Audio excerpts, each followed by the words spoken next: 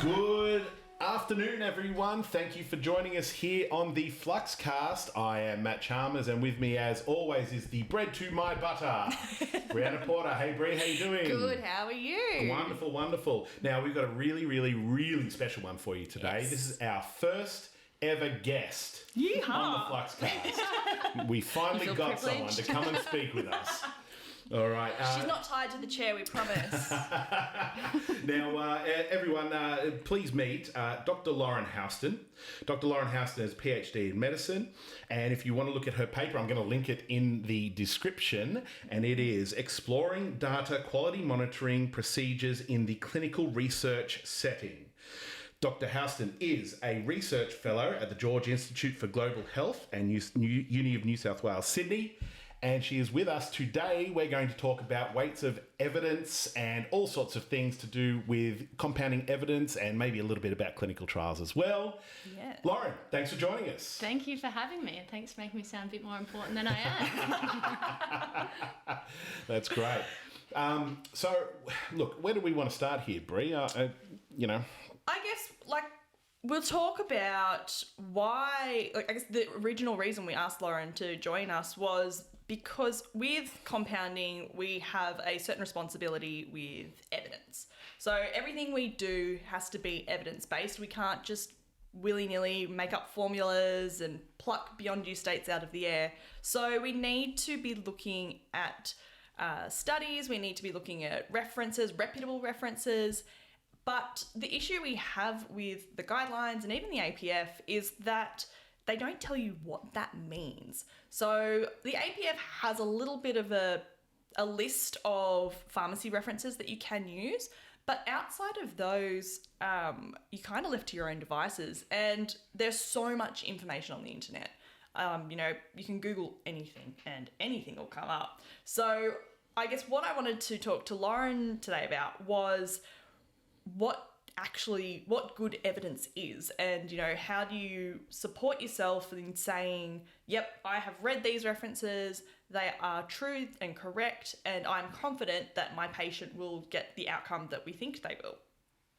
So I guess my biggest question is, how do you know that you've got good evidence? That's the major question here. Yeah, definitely. Yeah, small one for you to start. This is really tricky and easy at the same time. If you know what you're looking for, it's really quite easy to pick out when something's not good. Kind of the easiest way to pick it is have a look, stalk the first author. Who are they? I would Google any first author I don't know of. So especially if you've been working in a space for a bit, you begin to know names. So have a look, Google them, search them on Google Scholar. Do they have a Google Scholar account? Are they linked to a university, to an organisation that you know? I have no problem telling people my qualifications because I actually did them. Also, so if you get Andrew Wakefield, we'd probably be a little bit concerned. A little bit concerned. Probably wouldn't be using his evidence. But also, dig deep, have a look who they are. But also, if they have something I come across quite often is a university degree. Okay, A university degree doesn't mean you specialise in the information you're providing. Now, I'm not teaching school students how to do maths because I don't have an education degree. Yeah, I have a science degree, so that's where my evidence stays, or my information stays in that. So have a dig on that. It's kind of my number one thing is finding out who the actual person is. What's the purpose of their article? So who funded it? Good one to look out for. Oh, that's interesting. Is it going to be biased? Have they defined, or down the bottom of every article, is there conflicts of interest?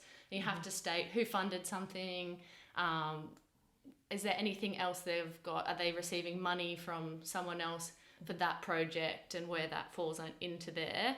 So will that be on any kind of published article or anything that'll always have or anything that's worth its salt will have declaration We legally of conflicts? have to have that. Right. We cannot submit any article without sedating funding sources, conflicts of interest, ethics, if it needed an ethics requirement. If it didn't, we specifically have to state this did not require ethics and have a reason for that. Yeah. What would a reason for not having ethics be? you don't have participants. Okay, so if there's people, you need ethics. If there's no people, you don't need ethics. Yeah, or if it's a secondary analysis, you wouldn't need ethics because ethics has been proved for the main study. Right. If there is a main study, go look at that study. Don't just use the one you're looking at. Kind of digging deeper and understanding where it is. Another thing, what's the journal? So is it a journal you've never heard of? Like if we've all heard of The Lancet, we've all heard of the New England Journal of Medicine. Yep. They've all got what we call impact factors of 40 and 50. So you can actually, another thing I do quite often is Google impact factor, The Lancet, or impact factor, the New England Journal of Medicine. So what's an impact, like how do you get an impact factor? Where does that come from? So journals have impact factors based on how many publications they get out. It's based on a number of things. How many publications they publish in a year and how quick they are to publish. So I have had studies that have been under review with a journal for nearly 12 months. Wow. So really long kind of issues in the publication system as it is. But definitely if they are able to get them out faster, that means evidence is getting out faster, they've been peer reviewed, they get out into the system and that improves their impact factor. Yeah. So that's where, and also it goes off the number of citations a paper is cited. So in those big journals, the New England Journal of Medicine, we're seeing things cited 50, 100, 200, thousands of times in compared to newer journals. Right. Now, something to keep an eye out for is, I guess, in the clinical research informatics space and data quality specifically, the issue I have with publishing is I don't know where to publish. I don't fit. Compounding's a lot like that too. Like there's, we've got the IJPC in the States, but really I think that's the only place that compounding, papers would get published really. Yeah.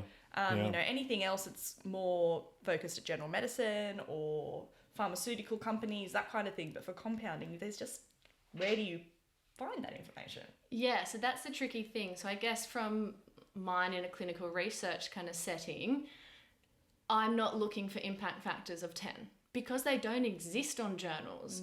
You need to start so it's all to look, relative. It's relative. It's a newer field. We don't know as much in this field as we do in cancer research, which is also highly cited. So you're more likely to see those journals with higher impact factors than in a field of data quality, which is not as highly cited, even though I would like it to be. Right. You're working on it. We're getting there. Can I just ask? Is there like competition for the amount of citations you get? Like if you walk into a room with other academics and one has got more citations than you, are you like making sure they've got everything they need? Would you like a biscuit? Have you got can I refresh your drink or anything like that? And then waiting for the next number down to come and ask you those same questions, or? Not really, but you do search people. You don't have a badge that's got your number on it. They're usually called professors. No, we get ranked on a thing called a H index, which is kind of big. It's not meant to be. So H index, you can look on Google Scholar at people's H index. So if you searched my boss, for instance, his H index is 117 and works a similar way in how many articles we have and how many times that has been cited. Me, as someone who's starting off, I think my H index is 4 or 5 at the moment. Right. So I'm building on that. Right. He's also been in an area of diabetes and cardiovascular disease. Right, yeah.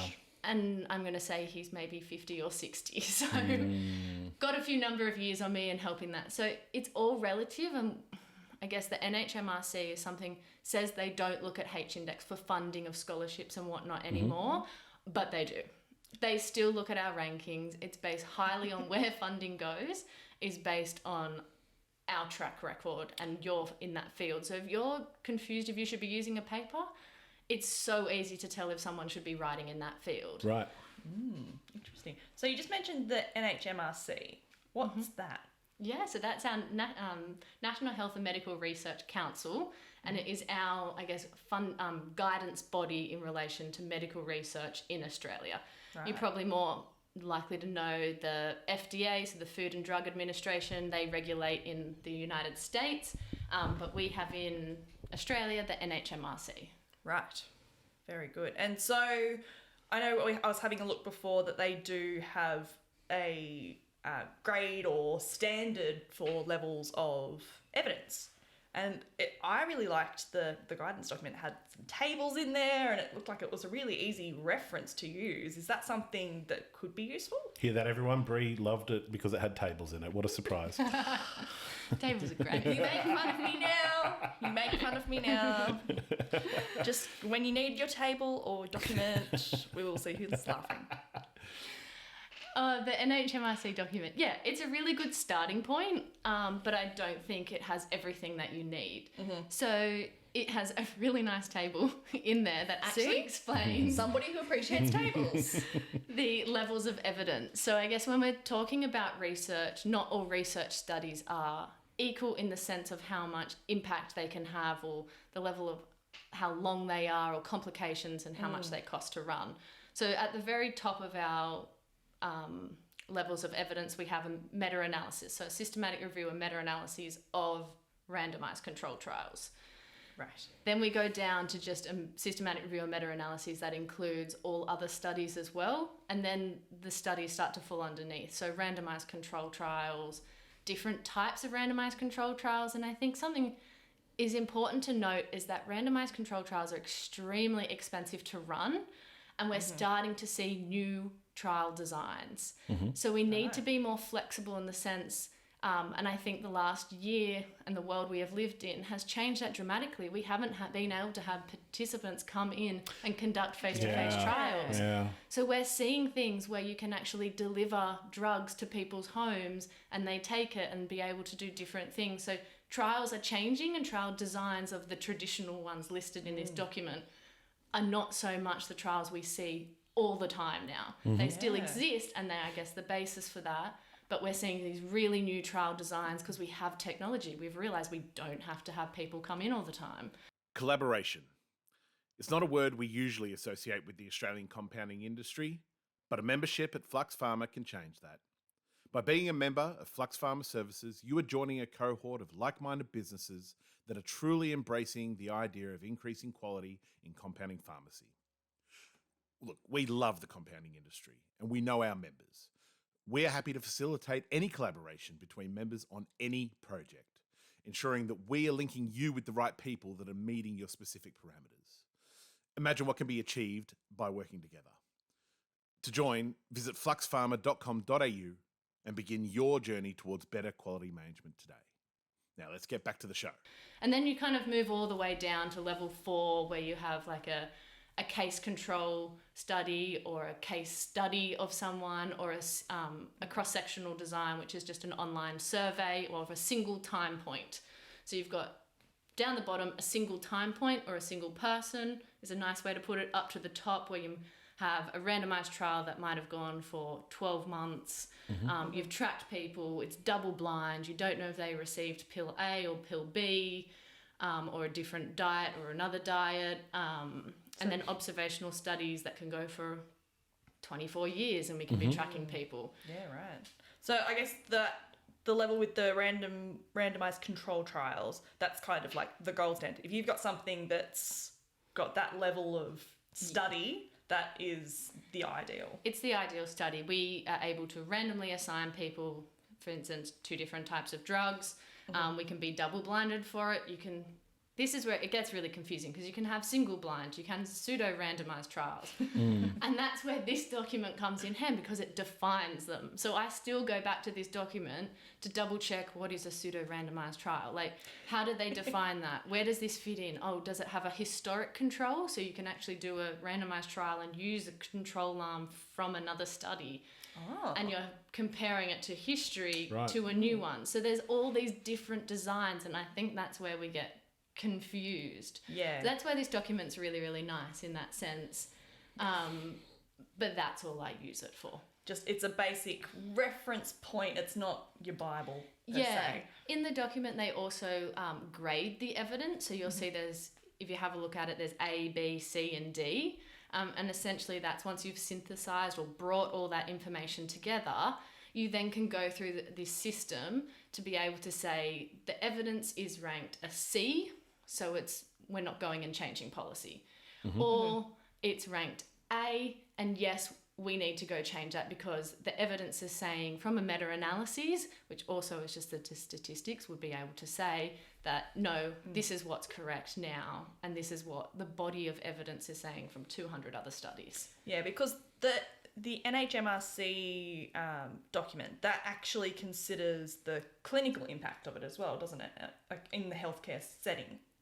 What do you mean? When you grade, because it was saying in there that when you grade it, it considers a few different things, and one of them was the actual context of that data. Oh yeah, so I guess from a nutrition perspective, just because I can speak from a nutrition perspective, we could say, so if we ran a meta-analysis and we were able to say that, I don't know, eating nuts reduces cardiovascular disease, and we found that statistically from the meta-analysis that it reduced it by 11%, as an example, then we would grade it as A, and that gives us reason to go to policy and change to be able. So that's where it comes in, the NHMRC are grading it A, B, C, D. Yeah. Now, we have kind of moved away from this grading that the NHMRC used because the Cochrane Systematic Review Handbook came out. So I guess when we talk about the levels of evidence, those top two are systematic reviews.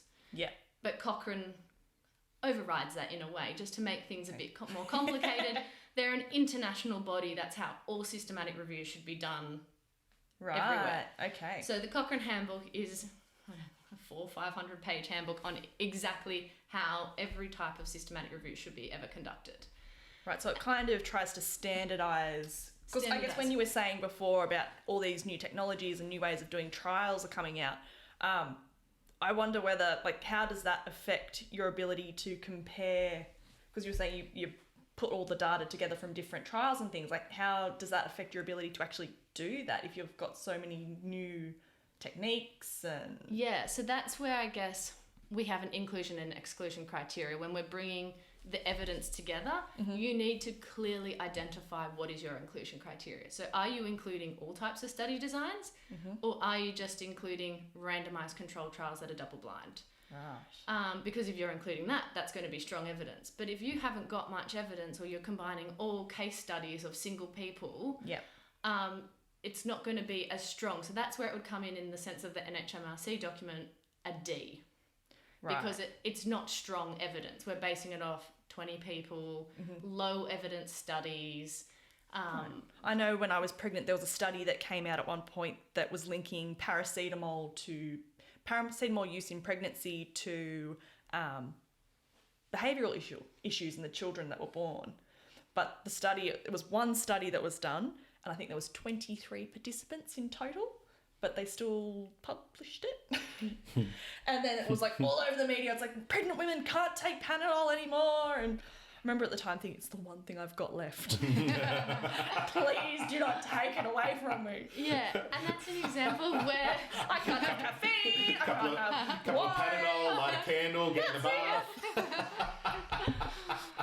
Oh, but that's an example where the media have taken, so that's like searching for who wrote the paper, actually looking at what was the purpose of the paper, did their aim match what their results were, actually reading it and checking that it makes sense, and has it been blown out of proportion, are there other papers that support this or not? Like, if there's 1 to 99, one for saying Panadol, you shouldn't take Panadol, and one everyone else saying it's fine. Yeah. Like, I'm going with the 99 that said it's fine compared to the one study that said no.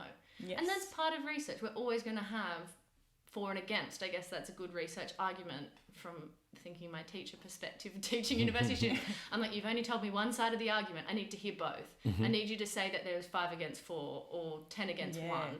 Tell me that there's both sides of that argument. Yeah, very good. I should mention that the NHMRC have redone their website, and they do have something on there now that's called Guidelines for Guidelines, and it goes through kind of step-by-step procedure and has really nice little tabs that you can go through, like synthesizing the evidence, and it tells you how to synthesize it. And they now, in that web page, tell to go to the Cochrane Handbook. And then they talk about risk of bias, which is kind of the next step in a systematic review. And they'll tell you the different tools you can use depending on your types of studies or different evidence. Right. So these are all the things that researchers need to do before they can submit an article to be peer reviewed and published? Yeah, definitely. So we have another web page just to add to the confusion. It's called the Equator Network, and I love the Equator Network. I'll put a link in the Yeah, I description. think we need to link that one. So that goes through, it's all the reporting guidelines for studies. Ah. So you may have heard a consort diagram or a consort checklist is kind of the leading one for when you conduct a randomized control trial. All top tier, all journals require that you have a consort flow diagram. So you might have seen in papers where they show how participants withdrew. So started, they were randomized and they kind of moved through the steps. That is a requirement. You can't actually submit to a journal without having that consort diagram and then a checklist. And you have to go through and state where in the paper you have said you randomized page 2, line whatever.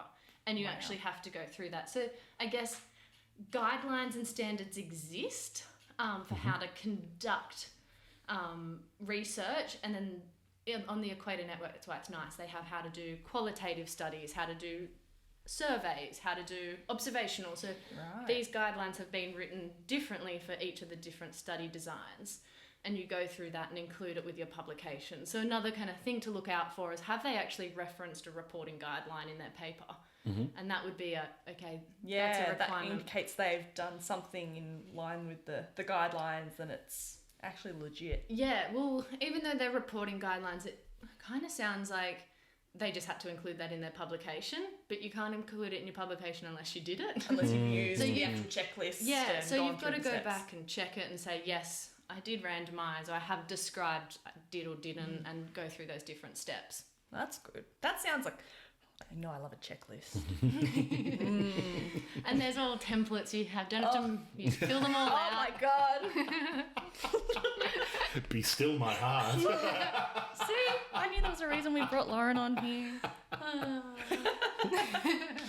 Very good. So that's all the stuff that's happening behind the scenes before we even see it in a journal or wherever else it's published. Yeah, definitely. And then there's all checking that the journal is actually peer reviewed is another, make sure it's going through that peer review system. There's some absolutely strong words I've said about reviewers that have come back from me. So I don't if it's the peer review system, we submit a paper to a journal, it then has to get the tick of approval that it fits in the space of that journal, the scope and aims of that journal. Then it goes on to blinded peer reviewers who then review it, who are experts in the field, which we do for free, I must add.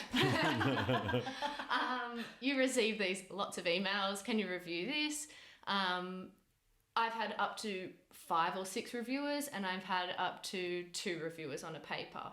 They go through it, they provide their opinion, it comes back to you, you have to address every single comment that they wrote, either agree, disagree, then it goes back, and you kind of play this game of tennis, backwards and forwards, until it is accepted.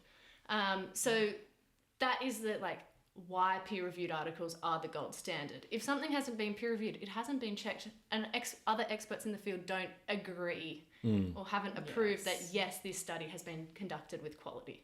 Yeah, right. So would a paper have a statement on who's reviewed it, or that is becoming new? That's a new thing coming out. So you can opt to be listed and actually have your comments listed of what you said. That scares me sometimes. Yeah, that is a bit scary. But you can link it to we have an ORCID ID, ORCID, where you can link in as researchers who you were and get actual acknowledgement that you reviewed a paper. It is part of our job that we review papers, that you contribute back to other people. You can't just publish and not expect anything back. It's also cool. I get to read the latest research in my field. Yeah. So I get to know it before, and I'm like, oh, this is really exciting. Oh, it's new. They found really good results. Or I was like, oh, unfortunately they've just found the same as the rest of us. So you get something out of it. Yeah, definitely. Very cool. Because I'm thinking from a perspective of the reader, if to be able to identify that something has been peer reviewed, because I know you look online and there's the medical journal of Zimbabwe and there's one paper and it's like, look, it's in a journal. So does that mean that it's published, peer-reviewed, reliable? Yeah, it's hard. There actually is a database to test if, like, see what is peer-reviewed. But unfortunately, it's a paid database, which I have access to as... Well, if you have an affiliation with a university, or you have the option, get affiliated, because then you get all those paid journals as well. So it is called Ulrich's Web, ULRICH, and it has like a little referee jersey that comes up next to, because there are journals that have really similar names that are different. So, like, I have a background in nutrition, which we probably didn't mention, but that's fine. So I can speak, we look up the Journal of Nutrition and Dietetics, and then there might just be Nutrition and Dietetics. Now, they're two different journals, because one had journal, one didn't, but one of them's peer-reviewed and the other one's not. Right. So you can go through and this system shows you a little jersey and you can see, yes, it's peer-reviewed. But you can work that out. Does it have an impact factor? Do they have a legitimate website? And begin to see who else has published there and look in that. Has the paper been cited is another good one.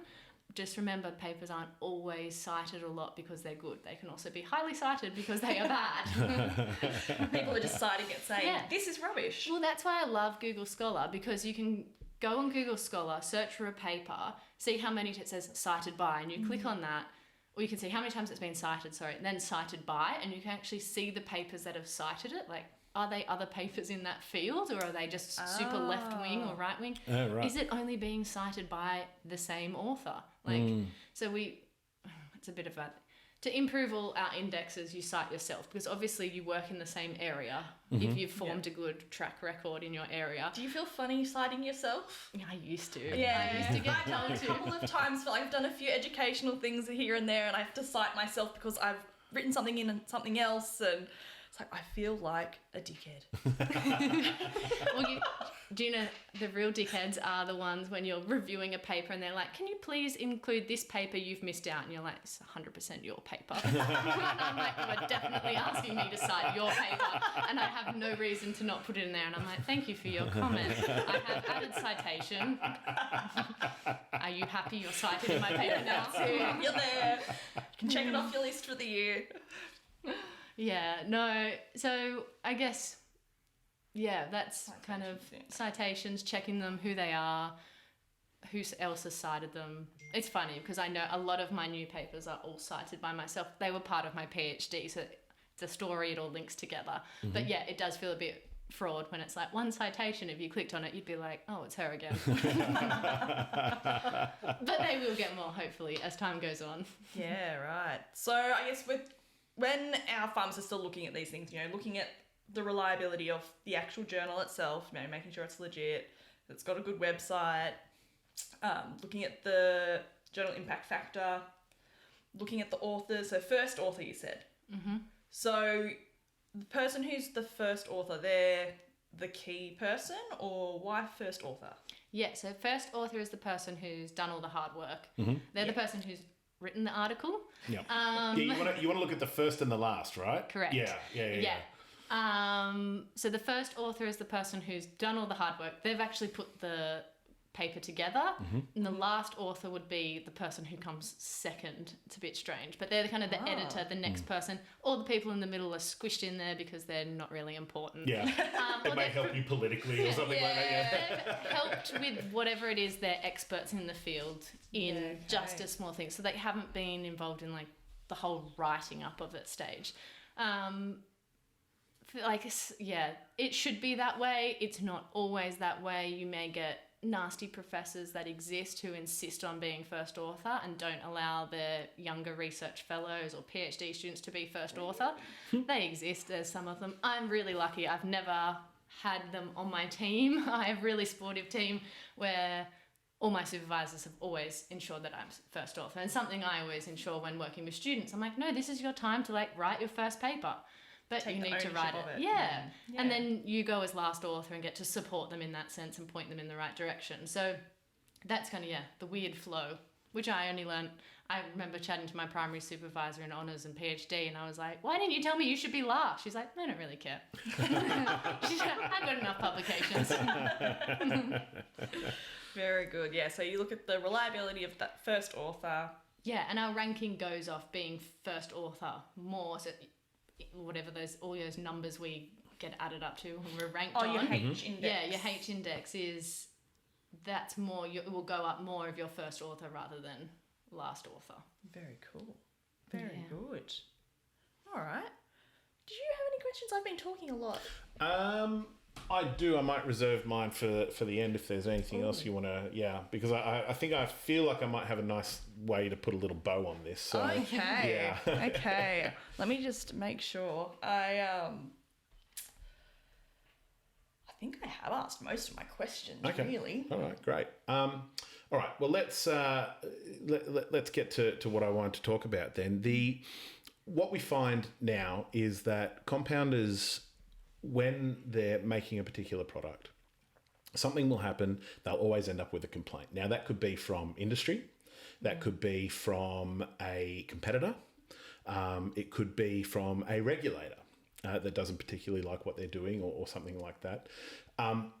What they end up doing is going before the health regulator, usually in their state, and they're told to justify why they're doing this particular product. Now, most of these pharmacists, what they will do is they'll walk in with a folder full of papers, and they'll go, "Here's my justification," and they'll go thwomp on the table with it. Now, that's usually not working. Yeah. And because they tend to look at it and they sort of, for the regulators, they're either looking at this big stack of papers and they go, well, I'm not going to read that. Neither. But they're also, they don't, sometimes they'll look at them and they'll go, well, this paper's not good enough. This is not, this is garbage. This is whatever it is, right? So what would you suggest would be a better way to do that? Yeah, so I guess systematically reviewing the evidence. So I guess as a researcher, that's what we do to have to inform and change policy and regulation. So obviously they've conducted some sort of review to be able to get all those papers together. That might not be a systematic way of doing it. So Wait, are we saying that we need to document this process? Yes. Write down the methods. So that's what we call a narrative review or a scoping review, where you conduct a certain search and you pull out the evidence that you need. Now, that might just be telling me the evidence for. So why aren't you telling me the evidence against your product? So that might be something that the board are looking for, is that, yes, there was 90% that were for, That's a good point. but 10% were against, but it's 90% for, so that's why we're doing it. You know what? That would be a really good strategy to take, is not just showing them the good, because like you said, they're looking, like saying, yeah, of course you're going to show me the good, like that doesn't tell me anything. I want you to tell me that there was bad, and show me evidence that there was bad, and that would show that you've actually performed like a proper review. Yeah. Well, like you need to review, have an inclusion and exclusion criteria. So this is where the Cochrane handbook comes in. It goes through. So you've actually performed a systematic search. You need to do a search in scientific databases. What are those scientific databases? So your Medline, your PubMed. That was something else that I wanted to ask about. Yeah. So those sort of things are, so Medline and PubMed. PubMed is Ovid. Is that another one? That's another one's kind of linked in. There's Scopus, which is a larger one that's more science-based. So they all have their requirements. Cochrane has its own for registered trials, and actual Cochrane systematic reviews are like, you can publish a Cochrane systematic review. They sound really hard. But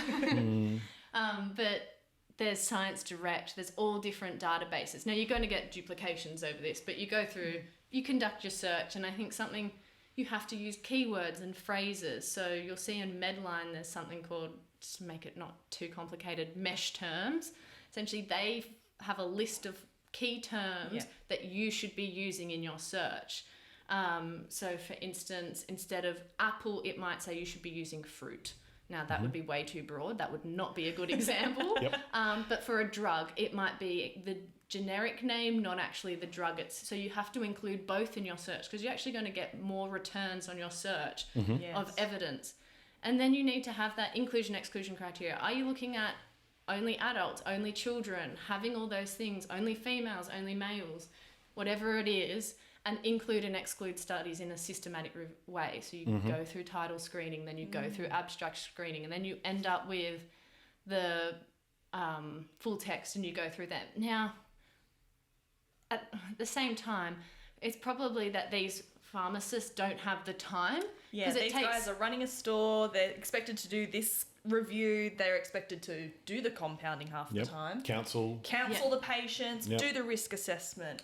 So it's huge. Like systematic reviews have a guideline to conduct them in 6 months. I don't really know anyone who's doing a proper systematic review that is able to get it out in 6 months. Right. Wow.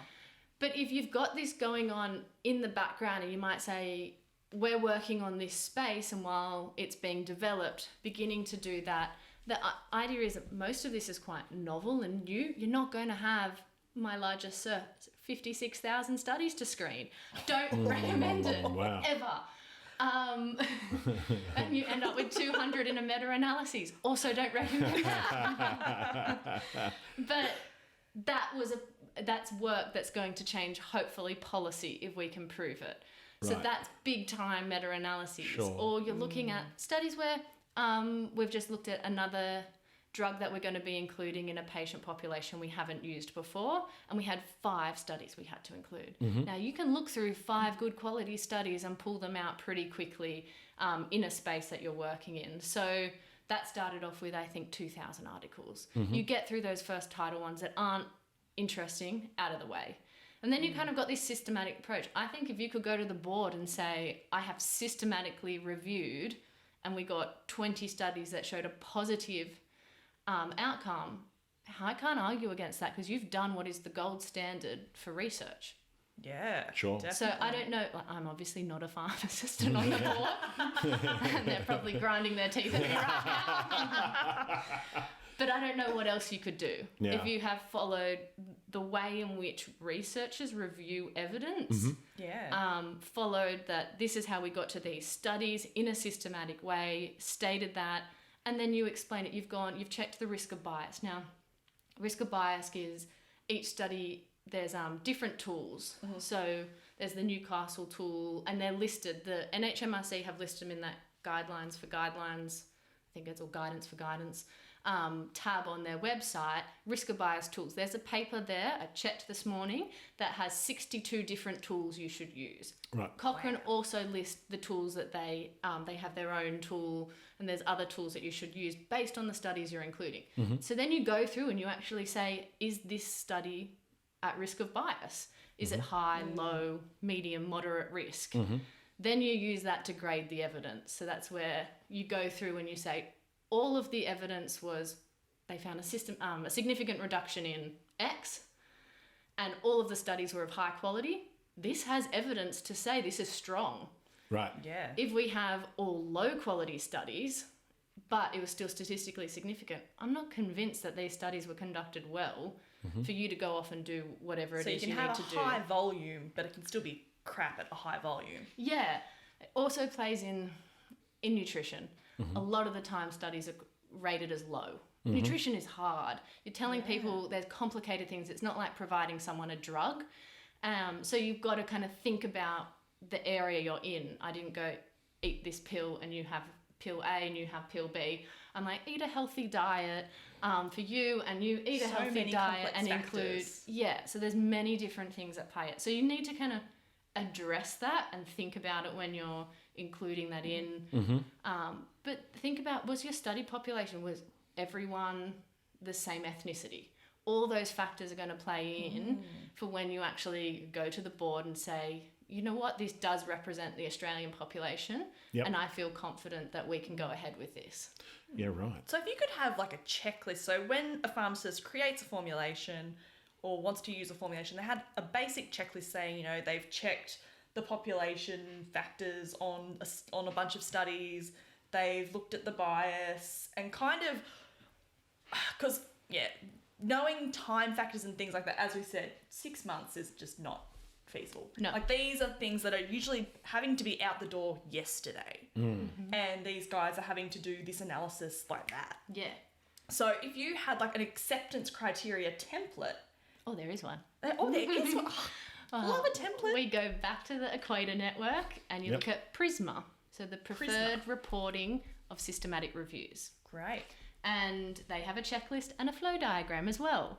And that you use. So they've also then begun to realise systematic reviews. So you can go through what you collected from the scientific databases, and then you can do what you've collected through hand searching. So it might not actually be feasible for these pharmacists to conduct a full systematic review. Scoping reviews might be it. Right. But there is a PRISMA flow diagram and checklist for scoping reviews. Oh, wow. For people who have just scoped the literature.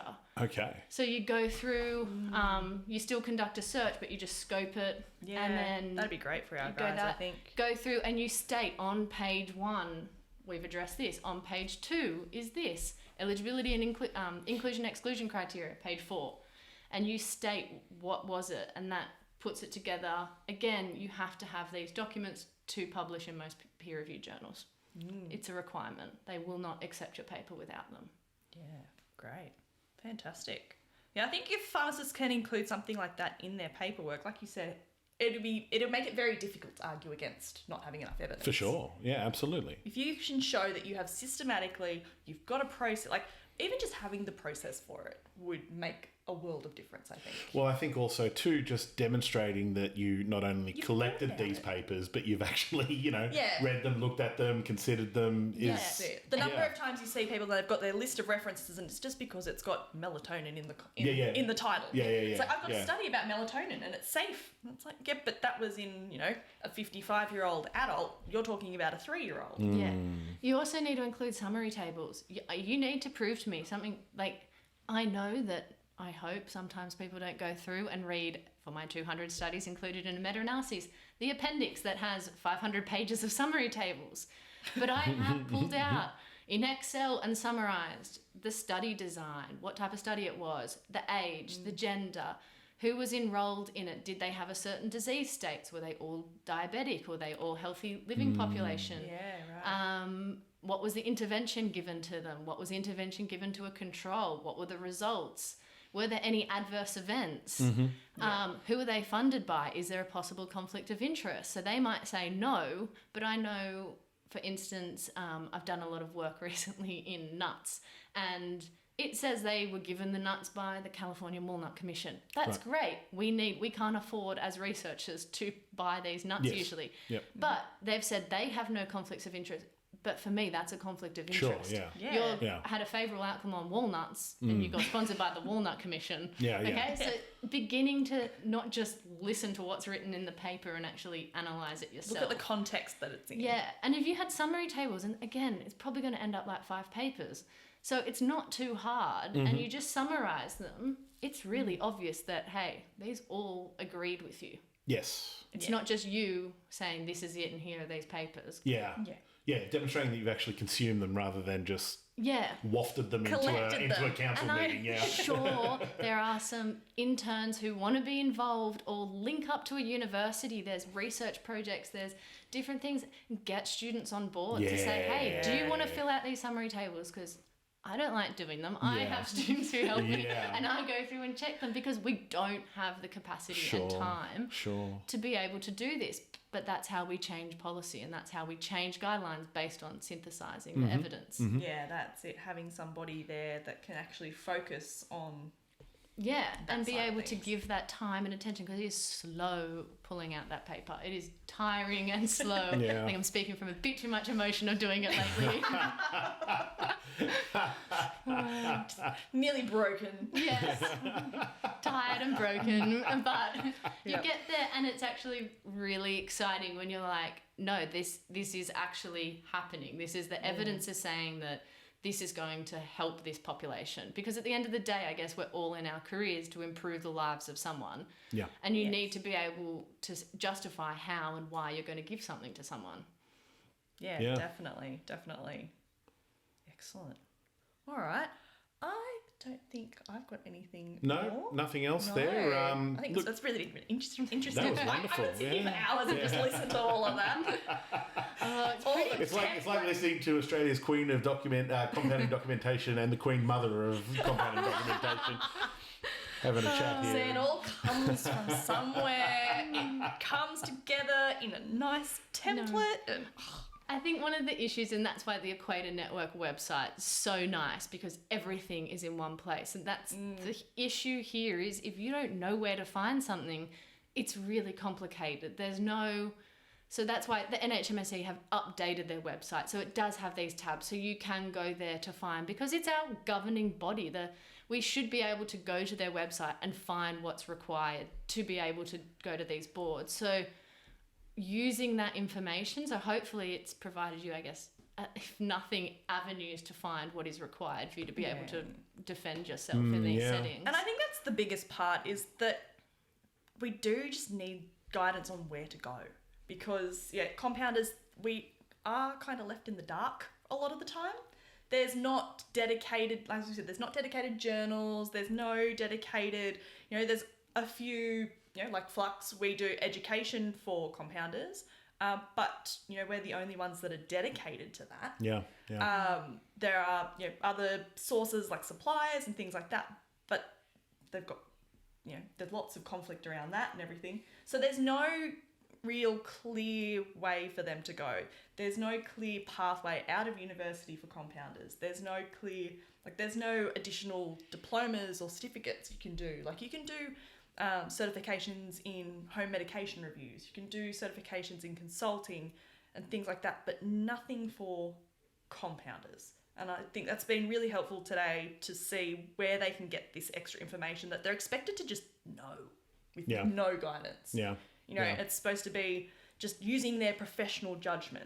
You might scare the board if you turn up with a systematic review. I think you And then probably make sure would. you publish it. Actually publish that, because How cool would that be? you get a paper out of it. You've done all this hard work. You publish it. It's what the evidence is at that time.